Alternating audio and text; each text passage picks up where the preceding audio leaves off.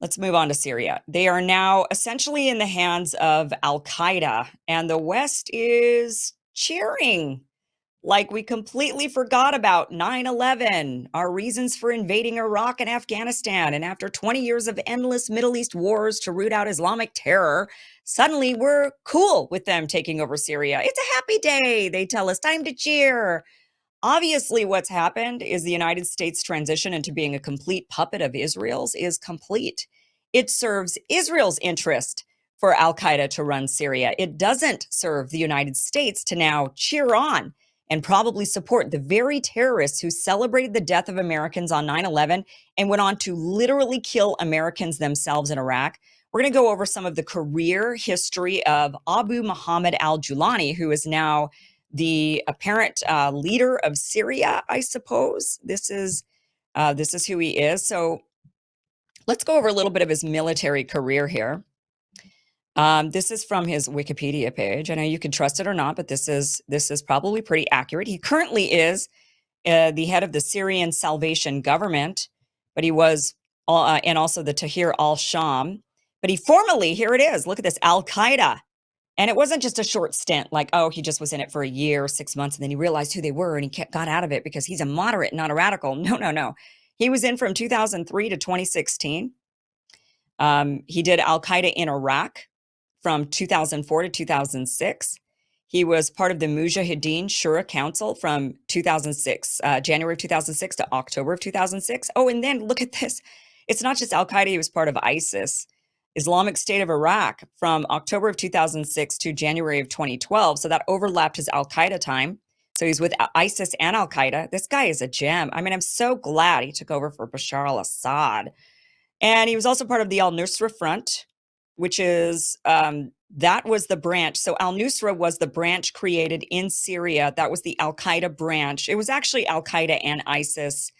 And then, so it was kind of a blend.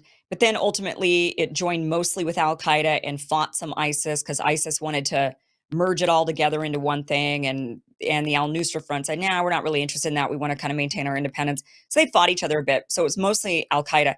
But that's what the Al-Nusra Front is. It's the Syrian branch of Al-Qaeda.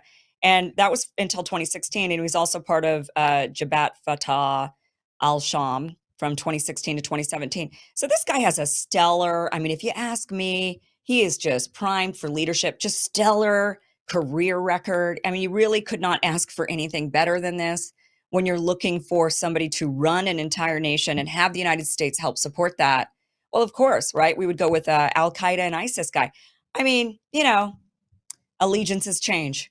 And the United States now has decided that it is more important to protect Israel than the United States of America. Now, it doesn't matter what you think about 9/11. Okay, so let's just kind of drop like any of the theories about 9/11 of who done it. Although, you know, there's a lot of suspicion, I would say now, I mean, today, I certainly have a heightened sense of suspicion after seeing Israel completely champion Al-Qaeda taking over Syria, saying this is what they've wanted all along. And now WikiLeaks even put out they retweeted an article today that I read about how Israel has supported Al-Qaeda all this time, and they did it under the radar. Well, not actually. They actually did it in front of our faces. They just lied. So when they were actually supporting Al-Qaeda and giving them medical attention when we were supposedly fighting Al-Qaeda, and then Israel would take the fighters and actually give them medical aid. And then Israel said, oh, no, oh, yeah, but that's for humanitarian. You know, we're helping like the women and the children, and we're not really helping the fighters. And it was bull. Then it turned out that only 30% of the people they treated were women and children. 60% were 70% were fighters, were actual fighters. So they were helping the fighters. They were in with the fighters. They were in with Al-Qaeda. And now that you look and you say, you know, putting all these puzzle pieces together of how in bed they've been with Al-Qaeda all this time, it makes one wonder. You know, it makes one wonder. I'm not going to lie. It makes one wonder about this. So this guy's got this, you know, military career where he's Al-Qaeda, he's ISIS.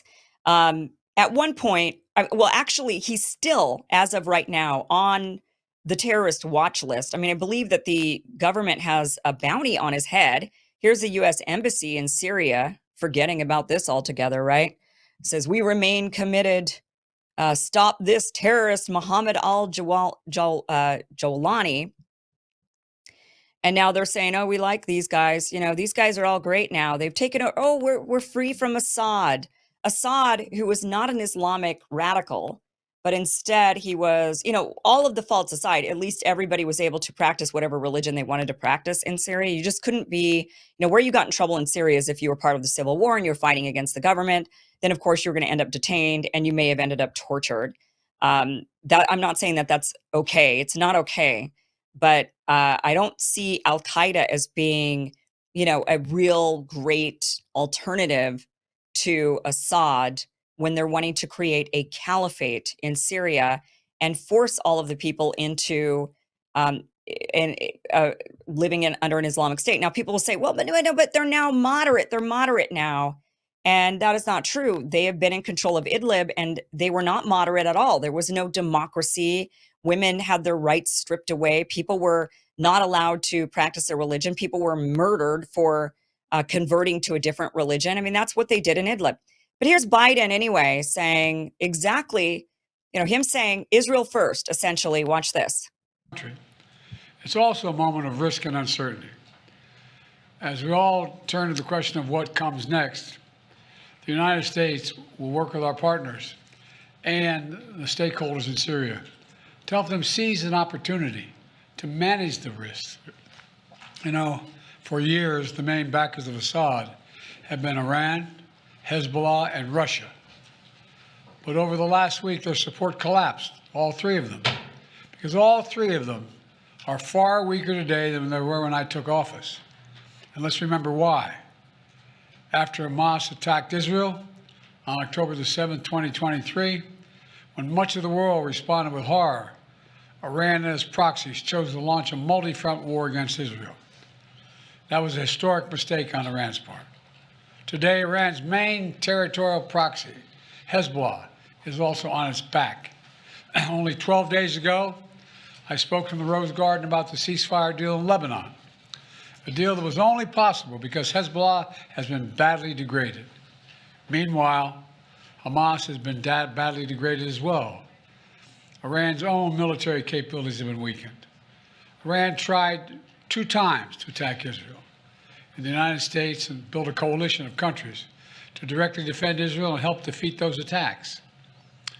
All this made possible for Iran and Hezbollah to continue to prop up, impossible, I should say, for them to prop up the Assad regime.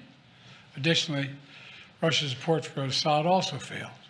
And that's because Ukraine, backed by our American allies, has put up a wall of resistance against the invading Russian forces, inflicting massive damage on the Russian forces. And that has left Russia unable to protect its main ally in the Middle East. Excuse my cold.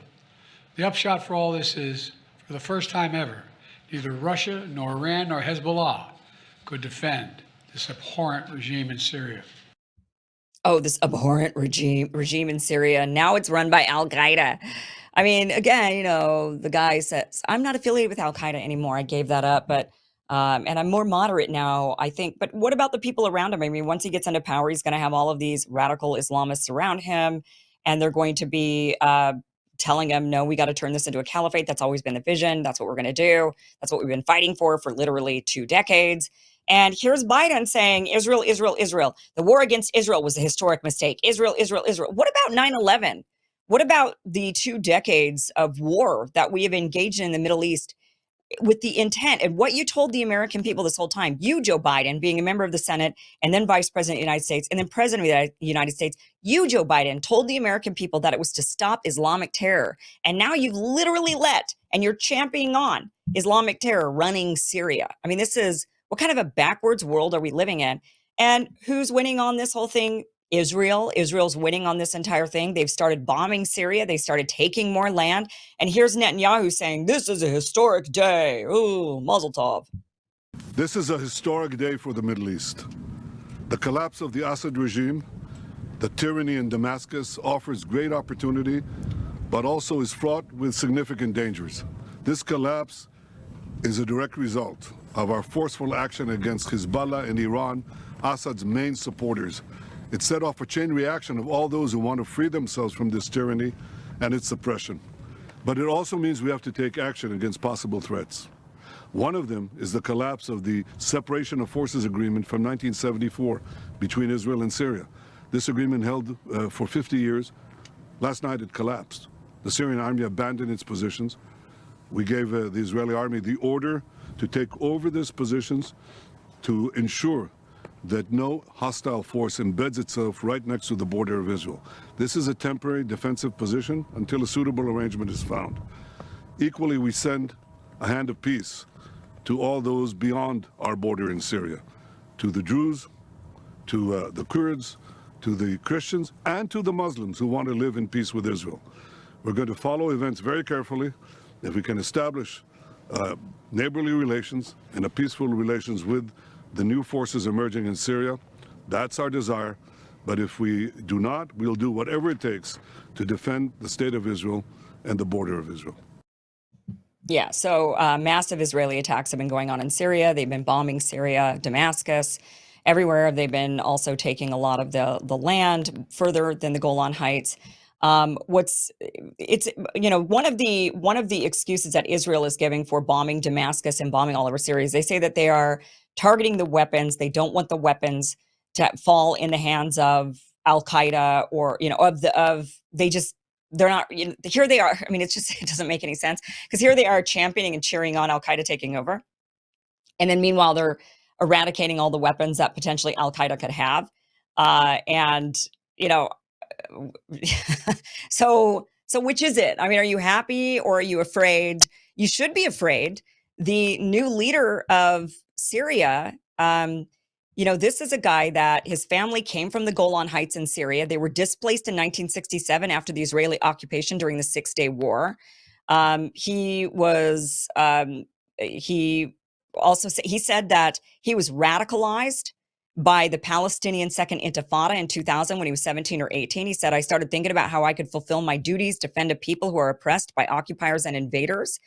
He's appreciative of 9/11 attacks. He traveled from Damascus to Baghdad by bus just weeks before the 2003 invasion of Iraq, where he quickly rose through the ranks in Al-Qaeda in Iraq and fought U.S. American soldiers. So this is a guy who's been against Israel. As much as Israel's trying to champion him now, and they're like, oh, we're so glad.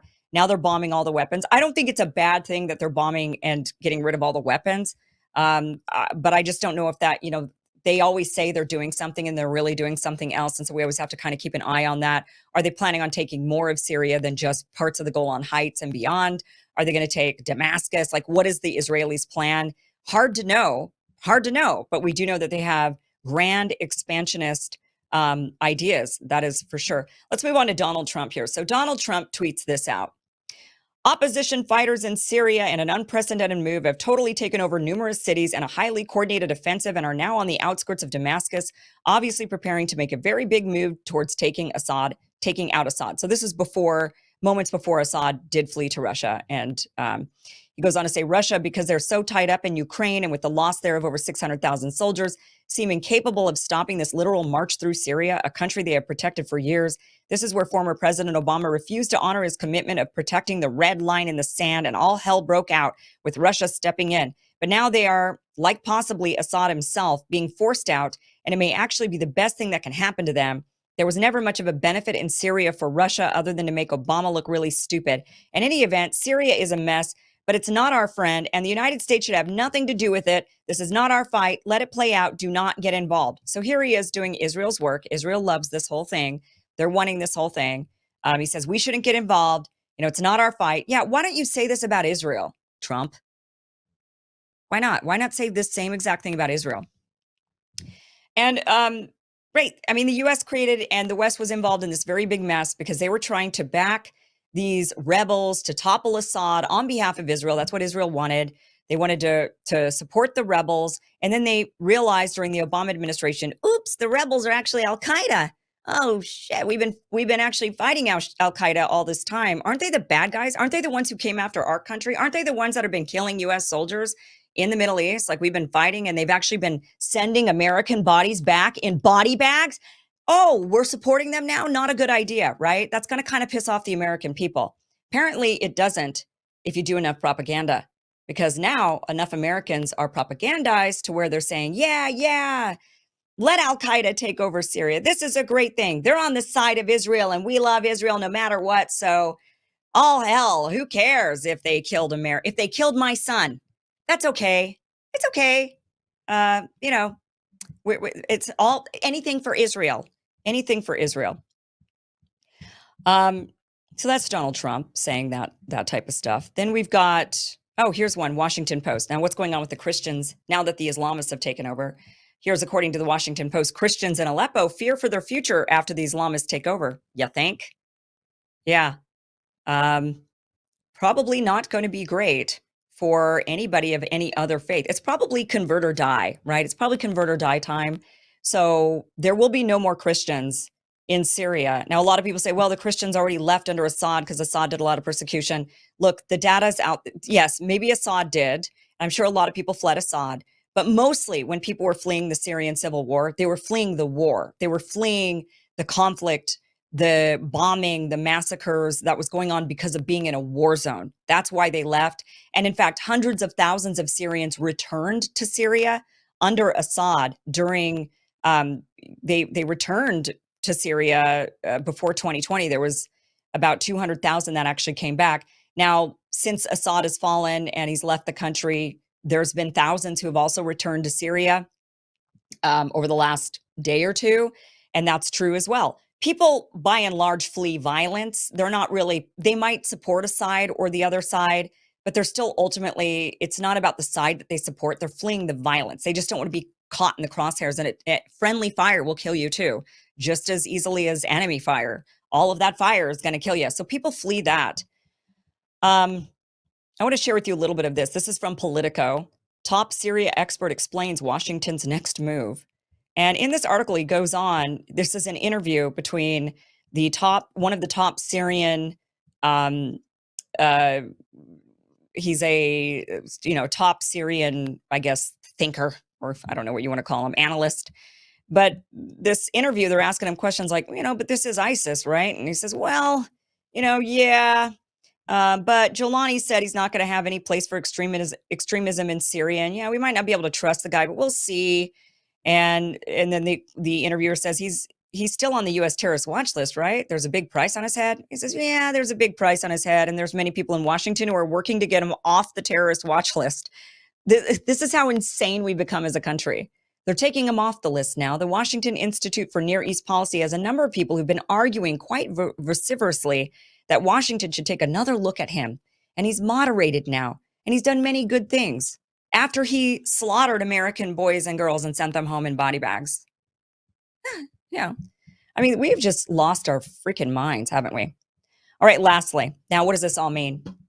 Well, Baba Vanga is going to tell us because she got a prophecy, apparently. Now, this woman's, she's like she's dead, right? I believe she's not around anymore, but she is known for a lot of very accurate prophecies. Also, a lot of inaccurate prophecies, but many of them were accurate. When was Baba Vanga around? How long ago? Let me see. I thought she died in like the 90s. Yeah, right. Okay. So she was born in 1911. She died in 1996. She was born in North Macedonia. Do you know where that is on a map? And she died in Bulgaria. Apparently, she said that when Syria falls, then there will be a big, giant war, that'll be the big, huge war. Here is the story. When Syria falls, Baba Vanga's 2025 chilling war prophecy is turning out to be true, should the world worry.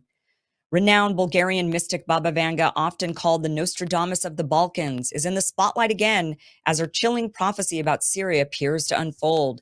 Vanga had predicted that Syria's fall would ignite a devastating global war. Damascus has fallen. Vanga is known for predicting several world events that came out to be true, including the climate crisis, 9/11 attacks, World War II. Among her many chilling predictions for 2025, one says that there's going to be a big global war, the deadliest one. And with current international tensions, the Israel-Palestine conflict, the Russia-Ukraine war, the unrest in Syria, and the overall crisis in the Middle East signals that once again, Vanga's prediction might come true. She says, when Syria falls, a great war between the West and the East will follow. In the spring, a conflict will ignite in the East, leading to a third world war, a war that will destroy the West. Syria will fall at the feet of the winner, but the winner will not be the one, added Vanga. So she also said, by the way, that the world wouldn't end until 5079. So we're like a couple thousand years off from that. But I know I'm not going to be alive for 5079, so it doesn't really matter to me at what point the world ends. But I would like my life to not end sooner than it should because of an all-out third world war, because of these idiots running the country who now cheer on Al-Qaeda. That's where we're at. So Baba Vanga says the fall of Syria is the beginning of the end of this, and the beginning of the big World War III, and that is going to be extremely deadly, deadlier than the first or the second war. And that is quite scary.